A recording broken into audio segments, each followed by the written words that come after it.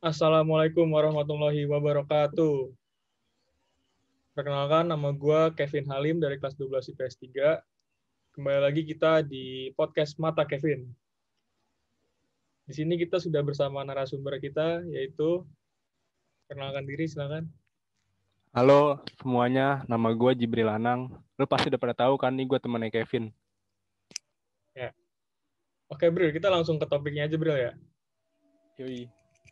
Jadi kan pandemi COVID-19 ini atau Corona pasti kan menyerang berbagai sektor ya, terutama di sektor perekonomian di seluruh dunia, perekonomian terus di beberapa sektor industri. Bahkan akibat dari pandemi ini juga nggak sedikit karyawan yang terpaksa dirumahkan atau di PHK sama kantor-kantornya gitu kan ya. Benar-benar.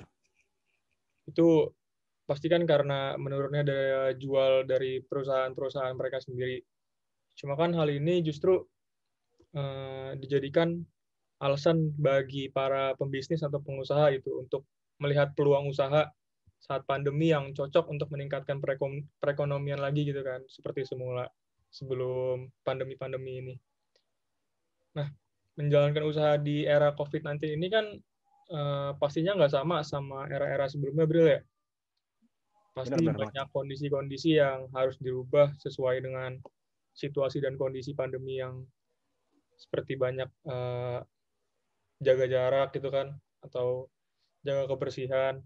Terus juga adanya PSBB juga kan pasti membuat gerak orang tuh semakin semakin diminimalisasi biar Tas gitu ya. virus ini nggak menyebar gitu kan. Ya, betul. Benar-benar. Nah, tapi hal-hal ini kan sebenarnya nggak boleh kita jadiin sebagai penghambat kita gitu, biar buat kreativitas kita, buat meningkatkan perekonomian kita kembali gitu kan. Nah, gue pengen nanya nih, Bril, ke lu. Apa aja sih usaha yang baru-baru ini yang cocok gitu untuk dilakukan sama kita-kita ini di masa-masa pandemi kayak gini, Bril? Oke, pertama dari sisi gue nih ya, gue kan pelajar nih, kita kan pelajar. Ya, Nggak dapat duit jajan kan pasti kan. pasti. Pasti Ah, banget. terus terus Terus orang tua beberapa ada yang di PHK kan, kasihan juga. ya, Jadi kita nih sebagai pelajar bisa aja kita tuh bisnis buat nambahin duit jajan kita sekaligus nambah pendapatan keluarga. Contoh yang paling deket itu kira-kira bikin usaha dagang masker kain. Lu tinggal buka aja itu di di depan rumah lu nih, lu bikin etalase, itu gampang. Lu tinggal bahannya, lu beli aja kain-kain gitu. Murah kok di tekstil gitu banyak. mana Nah, juga itu sekarang ini ya, jadiin fashion juga masker ya zaman sekarang. iya, Masa ntar pandemi gini. bener banget, Pin. Ntar jadi tinggal dibikin yang gambar-gambar lucu aja gitu, yang imut kan. Harganya murahin. Dan kalaupun tadi kan lu sendiri yang bilang, Pin, ya, sekarang tuh terbatas banget pergerakannya ya. Ya, betul. Itu karena, nah di sisi lain, karena sekarang zamannya modern ini, kita bisa manfaatin pakai online. Misalkan lewat sosial media nih, lu share-sharein. Ini bikin bikin masker, open PO ya kan, bebas, motif apa aja. Gitu sih menurut gua.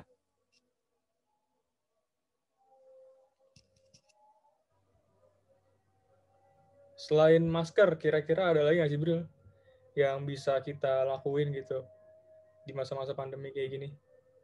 Atau lu mungkin sendiri, lu ngelakuin apa gitu dari pengalaman lu sendiri?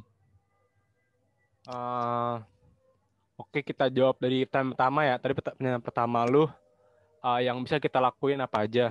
Ya, Yang bisa kita lakuin itu, lu inget gak pas pertama kali corona? Gila itu banyak banget hand sanitizer diborong-borongin di betul. supermarket. Dipendem. Nah, nah sekarang kan ada aja ya ibu-ibu yang paranoid gitu ya kan, Iya. yang butuh banget hand sanitizer. Bisa aja bro kita dagang gituan. bikin bisnis sendiri. Banyak kok kayak cara pembuatannya gitu di YouTube.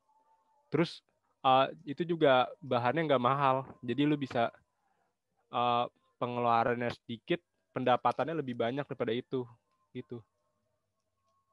Terus ada usaha lain tuh, kalau yang gue lihat itu ada temennya ibu gue itu jualan ini makanan beku, frozen food. Tahu nggak lu frozen food? Iya, tahu banyak tuh ya ibu-ibu. Nah iya, frozen Langsung food catering gitu itu. nggak sih? Iya benar, frozen food. Itu bermacam-macam, ada nugget, segala macem deh. Ada cilok, bakso gitu. Ya, Karena kan kalau misalkan sekarang, kalau ke mall gitu kan kayak nggak itu ya bahaya kan. banyak yang takut juga pasti. Iya, banyak takut juga pasti kan. Jadi bisa lah itu kalau misalkan di frozen food kita share lewat WA ke grup ibu-ibu RT kan. Iya, Banyak tuh yang mau laku pasti. frozen food, Auto pasti laku, laku bro. itu. Auto laku. Pasti. Pasti itu. Terus apalagi kira-kira ya? Menurut lu ada lagi gak? Atau gimana nih? Menurut gue sih itu aja sih. Iya, sebenarnya kalau dari gue ya, selain yang masker sama hand sanitizer itu kan pasti kebutuhan dari kebutuhan para medis itu kan nggak cuma masker sama hand sanitizer ya pasti. Itu kan hand sanitizer sama masker biasanya dipakai sama ya kita sebagai penduduk gitu kan, sebagai warga. Nah, bisa juga kan kita uh, berkreativitas di misalnya para medis kan butuh juga pasti APD-APD yang bisa memenuhi kebutuhan mereka di lab lah, di rumah sakit atau di mana-mana gitu kan. Nah, jadi bisa kita kembangin lagi tuh misalnya kita bikin baju APD yang buat dokter kita jahit sendiri atau gimana dengan ketentuan-ketentuan merekanya gitu kan. Terus Bener apa juga lagi tuh. ya? Oh Mungkin ya Pin, apa? sorry tadi gue belum jawab pertanyaan kedua lu ya. Oh Apa lu iya, mau lanjutin dulu tadi omongan? udah dari lu dulu apa? Oke, tadi lu bilang apa yang gue lakuin selama ini kan. Ya, Kalau gue sih kebetulan saudara ya, saudara itu ada punya kenalan uh, ternakan madu, saudara gue. Nah, jadi kebetulan banget kan ini madu ini. Kebetulan madu ini kan obat ya, kayak obat alami. Jadi kalau misalkan dijual di era pandemi ini sekarang ini, itu untungnya gede banget bro. Banyak banget yang beli, yang incer, banyak banget. Kalau gue nih ya jujur aja, kayak misalkan sehari itu bisa dapat rata-rata nih kalau gue sehari rata-rata 20 ribuan. 20 ribuan. Walaupun nggak nentu juga sih namanya dagang kan, tapi lumayan banget buat nambah pendapatan karena harga sebotol madu itu untungnya udah 10 ribu atau kalau ibu gua langsung karena gua kan reseller dari ibu gua kan.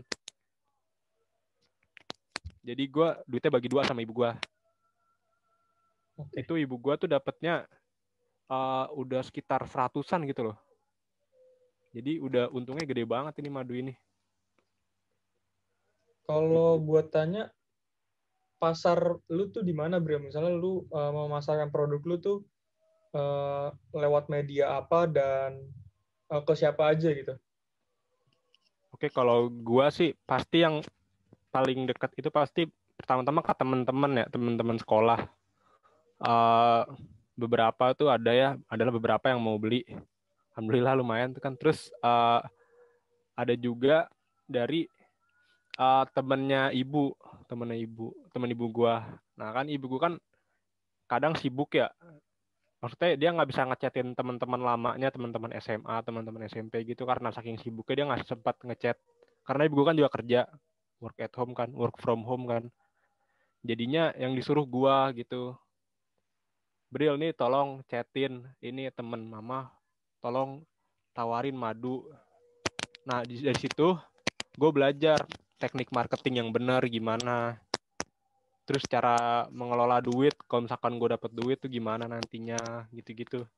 Lumayan banget. Jadi ini bukan cuma buat dapet dapat nambah duit jajan, tapi sekaligus ini nambah skill lu gitu loh. Skill yang tidak diajarin di sekolah gitu. Iya, betul betul.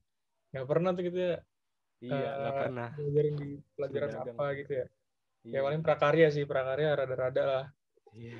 diajarin. Terus juga kita nih, mungkin kita bagi-bagi tips kali bro ya, gimana cara ngejalanin usaha buat di pandemi kayak gini ya. Oh, boleh tuh, boleh. Ya, itu Ini diperuntukkan untuk siswa aja apa semua orang nih? kayaknya bisa buat umum juga sih. Umum Kalau juga ya? buat, Oke, ya, mantap, mantap. jadi Mulai gimana? Mulai dari siapa nih? gue dulu ya. Oke, boleh. Jadi tuh kalau kita pengen memulai bisnis di masa-masa pandemi gini nih, eh, ada beberapa hal yang harus diperhatiin gitu, nggak cuma asal-asalan bikin usaha ntar jadinya mager di jalan atau ntar berhenti di tengah jalan gitu kan. Jadi strateginya tuh yang pertama menganalisis dulu peluang usaha yang ingin dijalankan gitu. Peluang usaha saat pandemi ini kan emang penting buat dilakuin, tapi kita juga harus melihat nih kebutuhan masyarakat terutama saat pandemi itu kayak gimana sih, dan apa aja yang dibutuhin di masa-masa pandemi gini, kita jadiin sebuah peluang buat kita memasarkan produk-produk kita atau apalah itu yang kita bikin gitu kan,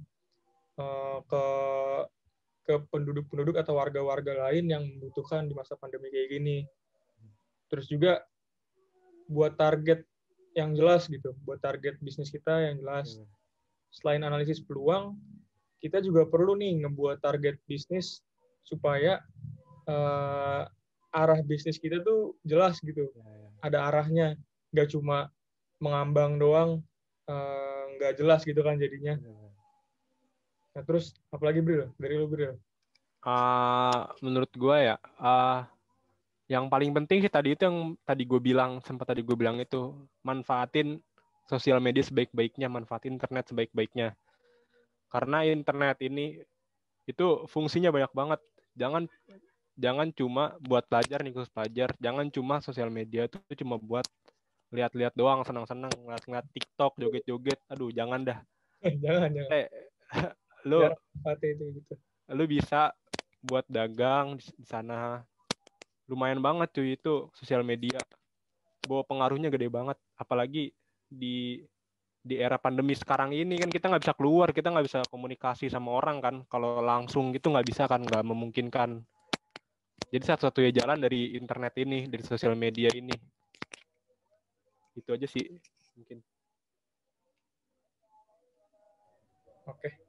Kayaknya cukup sekian ya podcast dari kita Bro. Yoi. Kalau misalnya kurang-kurang kalian bisa komen di bawah, karena komen-komen dari kalian juga membantu buat yang lain baca, pasti juga bakalan ngebantu yang lain buat jadi lebih semangat lagi ngebuka peluang usaha di masa pandemi kayak gini. Ya. Jangan lupa like, subscribe. Nah, jangan lupa like, comment, dan subscribe ya channel YouTube gue. Subrek. Oke, terima kasih Bro. Sukses terus buat usaha dagang lu ya. Amin. Semoga madunya semakin laku, semakin besar lagi. Yoi, amin. Kayak suku Baduy gue ya, dagang madu. Oke. Makasih Bro. Sama, Pin. Makasih semuanya. Assalamualaikum warahmatullahi wabarakatuh.